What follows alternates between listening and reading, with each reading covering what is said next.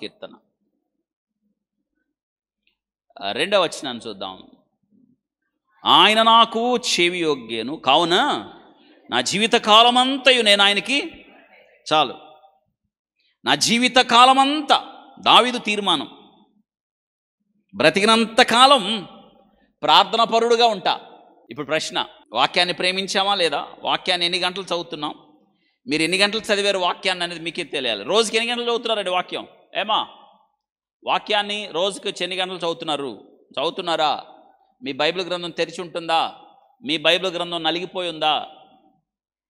మీ Bible గ్రంథం పేజీలు ఊడిపోయిందా? చదివి ఊడిపోయిందా? చదవకూడపోయిందా? చెప్పాలి. మీ బైబిల్ గ్రంథం సంవత్సరానికి ఎన్ని గ్రంథాలు మారుస్తున్నారు? ఇక ఇది కుదరదండి, ఇది చదవడం కుదరదు, పేజీలు ఊడిపోయింది అన్న బైబిల్ ఎవరన్నా ఉందా?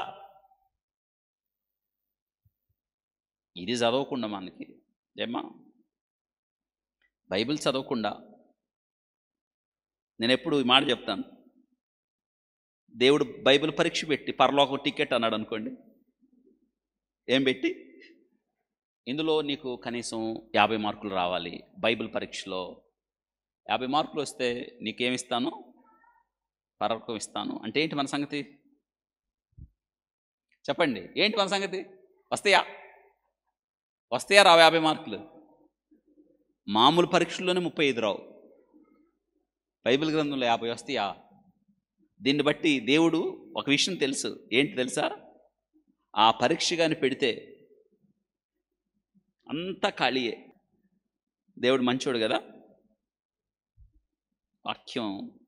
నీ వాక్యం చదివితమా, ఇక్కడే నీకు బహుమానాలు. నేనేం చెప్తున్నాను తెలుసా? వాక్యాన్ని ప్రేమించండి, వాక్యాన్ని చదవండి, వాక్యాన్ని హత్తుకోండి.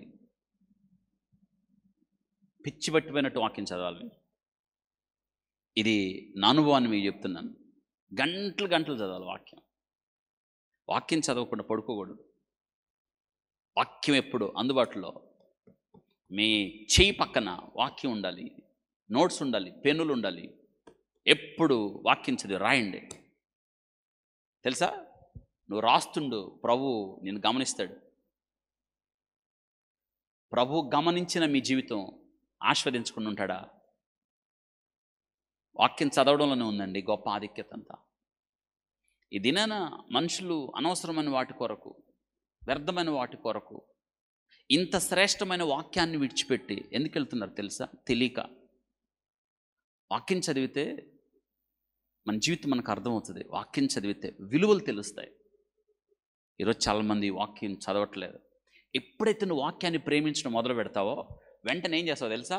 నువ్వు ప్రార్థించడం మొదలు పెడతావు. అందుకే దావీదు తన జీవిత కాలం అంతా, చెప్పండి ఎవరిని, నా జీవిత కాలం అంతా నేను ఆయనకి, దావీదు స్పందన, హార్ట్ బీట్ ఏంటంటే ప్రార్థన చేయటం. అంత బాగుందండి. ప్రార్థన చేయాలి మనం. అంటే ప్రార్థన అంటే దేవునితో మాట్లాడడం. చక్కని నిర్వచనం ప్రార్థన గురించి 145వ కీర్తనలో దావీదు ఏమన్నాడు చూడండి. 18వ వచనంలో ఏమంటున్నాడు? తనకు మొర్రపెట్టు వారికి అందరికీ తనకు నిజముగా యెహోవా. ఇంకేం కావాలి చెప్పండి? సమీపం.